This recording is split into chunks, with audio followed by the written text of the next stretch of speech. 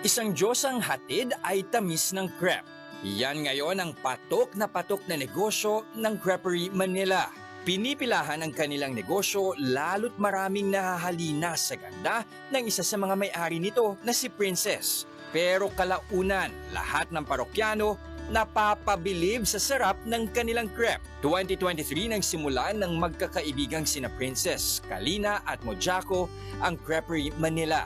Gamit ang puhunang 200,000, nag-experiment sila sa kusina para makagawa ng perfect na crepe recipe.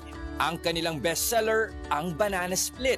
Sa halagang 165 pesos, meron ka ng crepe na may ice cream, Nutella at whipped cream. Sa kanilang pag-iikot sa mga bazaar, kumikita na magkakaibigan ng 6 digits kada buwan. Patunay na may matamis na tagumpay sa pagsisikap, pagpupursige at sa kaso ng magkakaibigan, karisma.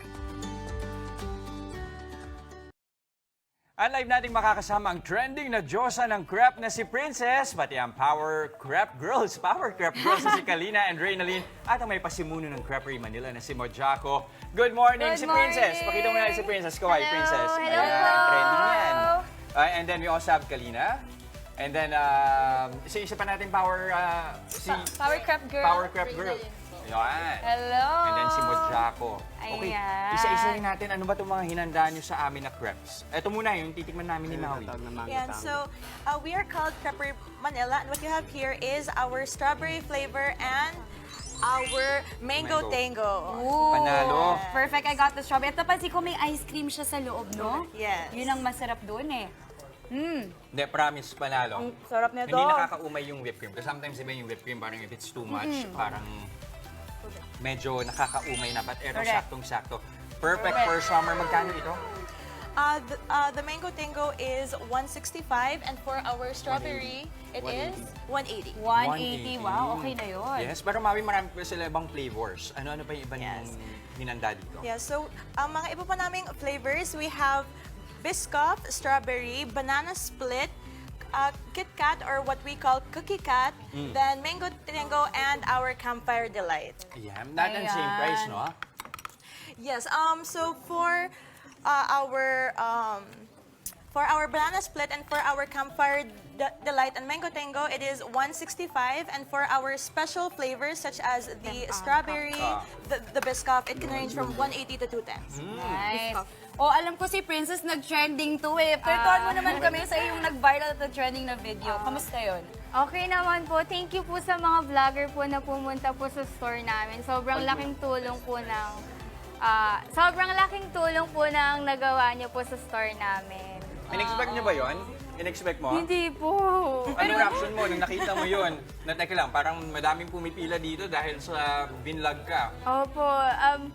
Nung una po talaga, hindi po ako makapaniwala kasi haggard na rin po talaga ako sa video. Agad pa siya noon. Ibig sabihin, di ba, tunay ang ganda. Tsaka alam mo kanina, Jess, nakasalubong ko siya. Napatingin ako, kala ko artista. Natigilan kami, nagtitigan kami ng mga 2 seconds, 3 seconds. Ang ganda Nabilang naman mo yun?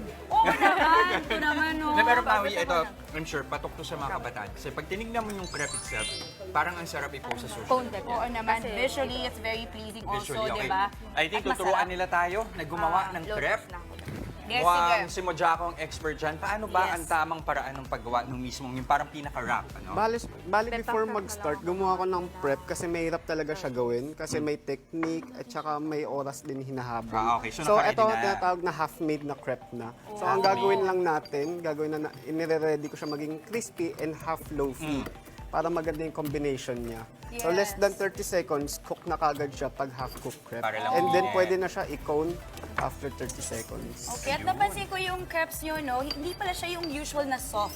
Yes. Matigas siya and crunchy. Yes. Diba? So that's what makes it unique also. Tama. Oo nga, no? Para siyang, ano yung ginagamit pa sa mga ice cream? Parang Yung waffle mismo waffle na cone, no? yeah. Okay, so after Like that, may tama bang paraan ng pag-fold? Yes. So, dapat, pag ganito kasi, iba yung presentation niya, hindi siya magmumukhang cone eh. Tama. So magka-crack din. So, ang ginagawa namin, may technique talaga. I can only show, it's hard to explain. But, Sige lang, and, go and lang. after, I'm just gonna roll it. And Ayun. There you go. Okay. Tapos ano yung unang layer natin, Princess?